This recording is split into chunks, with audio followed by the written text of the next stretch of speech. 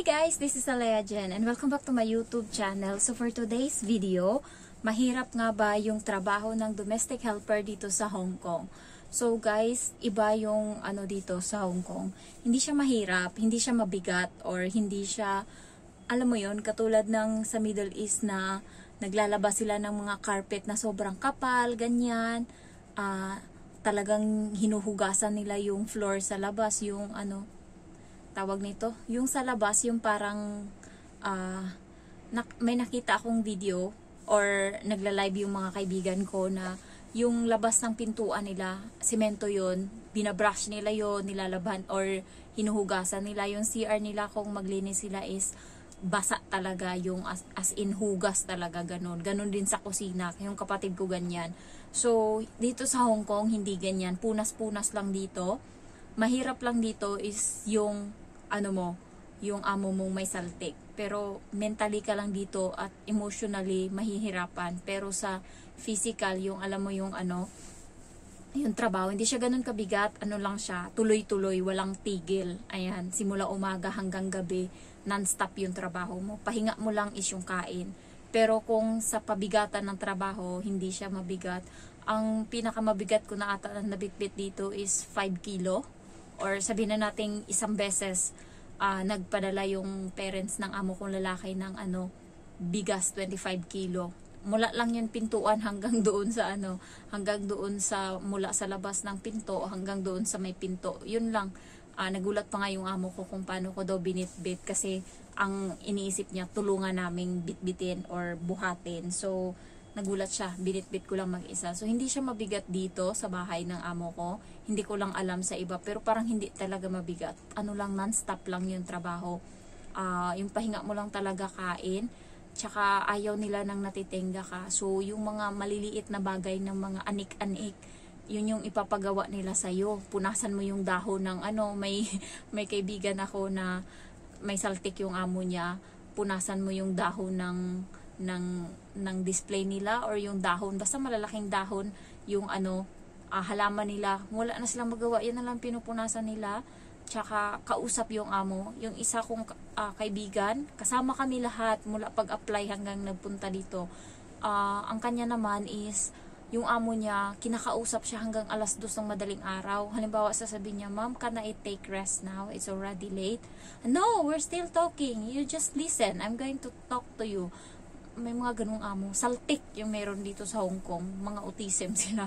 So, hindi dito mahirap. Sa pagluluto naman, madali lang dito. Hindi katulad sa ibang katulad sa Middle East na ang dami pang hanash. Yung pagsasaing, ang dami pang beses niya ng kapatid ko yung sinaing kasi nagdala siya sa Pinas. Nagpa-package siya sa Pinas ng kanin nila na sobrang haba. So, siya yung nagsaing. Ang dami pang seremonyas bago iluto yung kanin nila. Ganon din yung pagluto ng pagkain. Mahirap din. Dito sa Hong Kong, lang, banli lang ba? Ganon, 3 minutes lang. Mag-stir fry ka or maggisa ka ng kangkong, 3 minuto, hainin mo na yan. Ang kangkong, lagyan mo lang ng mantika yung kawali, tapos lagyan mo ng bawang or luya. Ganon lang naman yung choice dito kung hindi luya yung ilagay, bawang. Tapos halu-haluin mo lang, lagyan mo ng tubig na konti, takpan mo 3 minutes, tapos na. Ihain mo na yan sa kanila. Yung sabaw, ipag-shoot mo lang lahat ng mga ingredients doon sa malaking kaldero, tapos isalang mo na, ganun lang. Sa ulam naman, puro steam, ganun. Ang dali-dali lang guys. Walang kahirap-hirap yung dito sa Hong Kong. Maanuhan ka lang dito sa pagpamalengke. Kung ikaw yung namamalengke, ako hindi, kaya hindi ako nahirapan. Sa pagpapalengke naman, syempre marami kang bit. Yun lang yung medyo mahirap. Pero yung iba, gusto nilang mamalengke kasi nga may mga suki na sila na kapag bumibili sila, dinadagdagan yung presyo, tapos kanila lang yung sukli. Malaki-laki din yung naipon nila dyan kung araw-araw silang namamalengke. May iba naman, may amo yung 8 months pa lang siya sa amo niya, terminate siya sa una, 1 year and a half, pero yun naman nawala ng trabaho yung amo niyang lalaki. Tapos nalipat siya dito sa park kung saan ako nagpapalaro ng alaga ko. Doon siya yun yung bahay na malapit doon, bahay nila. So kinausap niya ako. Sabi niya, "Ate, matagal ka na dito?" Sabi ko, ano, sobra na 2 years. Sabi niya, ako kasi 8 months pa lang eh. Sabi niya, pansin mo ba yung alaga ko may autism? Sabi niya ganun. Sabi ko, hindi naman, tahimik lang yung alaga mo. Parang mas may autism pa nga yung ano ko eh, yung alaga ko. Sabi ko ganun. Tapos sabi niya, yung amo kong babae, yun yung may autism talaga malala.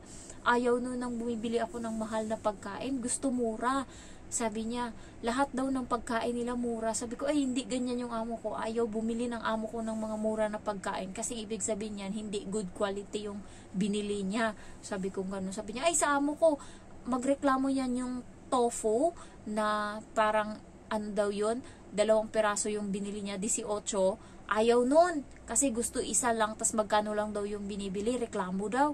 Ibalik mo yan, isauli mo yan doon. Sabi niya, ba't ko isasauli? Kung hindi mo yan sasauli, bayaran mo, sabi ng amo niya. Ba't ko babayaran? Hindi ko babayaran yan, bahala ka dyan, sabi ng tas hindi niya daw pinansin. Tas nung huli, sumuko din daw yung amo niya, sabi niya, ito pagkain para sa'yo to, binili ko, alam ko kasi nagalit ka eh, sabi niya ganun.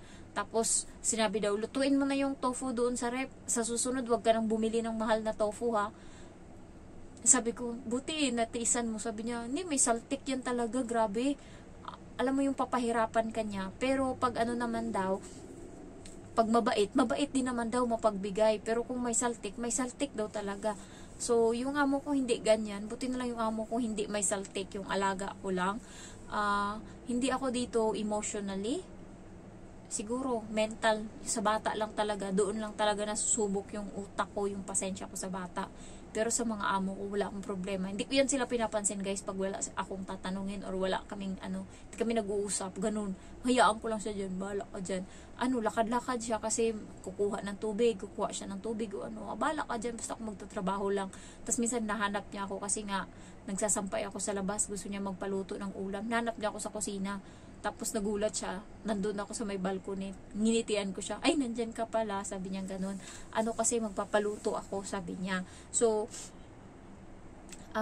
hindi siya mahirap dito, sa totoo lang. Ang mahirapan ka lang dito yung matanda yung amo mo, kasi yan, kung ano-ano yung ipapagawa niyan sa'yo, lalo na yung may mga bahay na malalaki.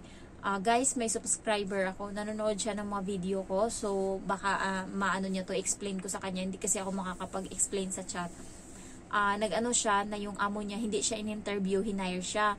Tapos nag-message siya ngayon sa amo niya kung pwede, sa agency, kung pwede kausapin niya yung amo niya, tapos yung agency hindi nag-reply. So guys, pagka ganun, wag nyo nang anuhin, wag nyong kulitin na kausapin kayo ng amo nyo, kasi para sa kanila hindi ka importante. So, ikaw yung may kailangan. So, ikaw yung hindi ka pwedeng mag-sit ng tawag nito, ng mag-set ng kung ano yung gusto nila ba, kasi sila yung nagpapasahod sa'yo. Ako guys, yung una kong amo na tinanggap ako sa King's Manpower, ako nung nag-apply, sabi sa akin, hello, merong prospective employer, gusto kang interviewin, ganyan, available ka ba? Sabi ko, yes po. Ayan, sabi niya, nagbago na yung isip ng amo mo, hindi ka na niya in-interview, hire ka na, sabi niya ganon. Sabi ko, parang nandun na ako sa kinakabahan, nandun na ako sa nag-memorize ako kung ano yung gagawin ko, tas biglang hindi na pala ako interviewin. Sabi niya, nagpirma na ng job order yung amo mo, so ipapadala ko na dyan, sabihin ko na lang sa'yo kung kailan ka report sa agency. Pero, nung time na yun, Friday yun nangyari, nagpray ako kay God. Sabi ko kasi, God, ang laki ng bahay, 1.6 ata, tapos puro adult. Ang sinukuan ko yung aso. Hate na hate ko yung aso sa lahat. Ayoko talaga ng may aso. Kahit yung boyfriend ko ngayon, sabi niya, gusto mo ba, kasi mahilig diba mga Amerikano sa aso, gusto mo ba mag-aso? Sabi ko, itapon ko yan, patayin ko yan, ayoko talaga ng aso. Sabi ko, pwede pa mag-alaga tayo ng isda o kaya bird, pero wag na yung aso. Ayoko ng pupo nila, ayoko mag-alaga. Gusto ko sila, pero ayoko lang mag-asikaso, lalo pag nakikita ko yung bahay, amoy mapanghi. Nakikita ko yung ayoko niya, nainis ako. Nasanay kami sa bahay, lalo yung mama ko, ayaw na may amoy yung bahay, maiinis siya. Tapos ko yung amoy ng aso ba, so sinisipon din ako. Ayan, so pagkatapos noon, nagpray ako, tapos Sabado, sinabihan ako na may employers interview ako sa kabilang agency. Tapos nung nalaman ko walang aso sa bahay, Tapos isa lang yung bata. Doon kasi sa kabila, anim na adult yung sikasuhin ko. Sabi naman nila, ano daw yun, hindi naman na kailangan daw i-take care kasi matatanda na. Yun yung mahirap, yung adult. Yun pa nga yung mahirap ispilingin. Kaya nung pagka talaga dito na 3 lang sila, isang bata lang, para na akong, Diyos ko, parang lumuhod na ako, matanggap lang ako dito. Kaya nung ako yung kinuha, tinanggal ko talaga agad, sinabihan ko kaagad yung agency sa kabila na back out ako. Sabi niya, baka bibigyan pa kita ng 1 linggo para mag-isip. Tsaka mo sabihin sa akin na back out ka na. Sabi ko, hindi, final na talaga, uuwi na ako mamaya sa probinsya. Sabi niya, ganun ba? Sige, salamat. Sabi niya ganun. Abuti na lang kamo, hindi pa nila na naasikaso. Hindi pa ako pumunta sa agency para magperma, mag-report. At least, pwede ko pang mabawi. Nag-back out pa ako. Kasi wala pa akong pinirmahan. Ayan. So, pero kapag may job order na kayo, medyo mahirap na, lalo kapag nagsimula na yung process, mahirap pag-back out. So, ayun lang guys, mahirap lang dito sa Hong Kong kapag may amo kang may topak, may saltik, pero pag yung amo mo madaling ispilingin. Ang iba dito guys, nagiging senior citizen na sa Hong Kong kasi swerte sila sa amo. May kaibigan nga ako na kilala ko lang siya nung nag-flower show doon sa Wan Chai ba yun? Doon ko siya nakilala. Tapos friend ko na siya sa Facebook. Araw-araw guys, nagsusumba sila ng kasama niya. Senior na sila ha. Siguro mga 50 plus na 60. Ayan, kasi matatanda na talaga sila. Tapos naka-outfit pa yan sila. Pare-pareho pa yan sila ng outfit. Tapos nagsusumba sila. Araw-araw yan sila sumba. Ayan, may session talaga yan sila ng zumba araw-araw. Pinopost niya sa Facebook. So, 'di ba, mababait yung mga amo dito pag naswertean mo, pag may saltik lang. Ang karamihan lang naman dito may saltik, mga Chinese. Pero kapag mga puti, minsan mahirap din ispilingin. Lalo yung Indian, mas malala yan sila. Huwag kayo sa Indian, vegetarian yung mga yan, di kayo makakakain ng karne. Siguro pag day off nyo lang, bawal pa mag-uwi ng karne sa bahay. Kaya, lang kayo, focus lang kayo sa Chinese. Tapos, American or European or mga French, ganyan. Yung sa kaibigan ko, ata sila, England. Ayan. Tapos, mabait yung amo niya. Sa kasama niya naman siya nahirapan hanggang sa nag-break siya ng contract. Ang laki sana ng sahod niya doon, 8,000. So, sa pera natin, 7, 14, 21, 28, 35, 54, 63, 8,000. Magkano yun? 7, 14, 21, 28. So, mga nasa almost 50 sobra na ata. Ayan. Tapos, yun, umaabot ng, ng 10,000 kasi nga, yung food allowance niya, tsaka yung sa bahay, renta sa bahay, binabayaran. So, umalis lang siya. Nasa Russia na siya ngayon. Mas maganda naman yung buhay niya doon. Parati siyang nagpo-post. Ang dali lang ng buhay niya. Tapos, kasama niya pa minsan yung amo niya sa TikTok. Ayan, sa niya. So, swerte-swerte yan lang talaga dito sa Hong Kong, guys. Pag nakaswerte ka, ayan.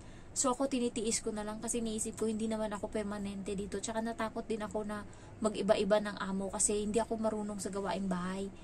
Baka pag napunta ako sa ibang amo, hindi sila satisfied sa trabaho ko. Sa bagal-bagal ko pa kumilos. Kaya, dito na lang ako. Tiisin ko na lang to hanggang sa mag for good. So, thank you for watching and I love you all. Bye-bye.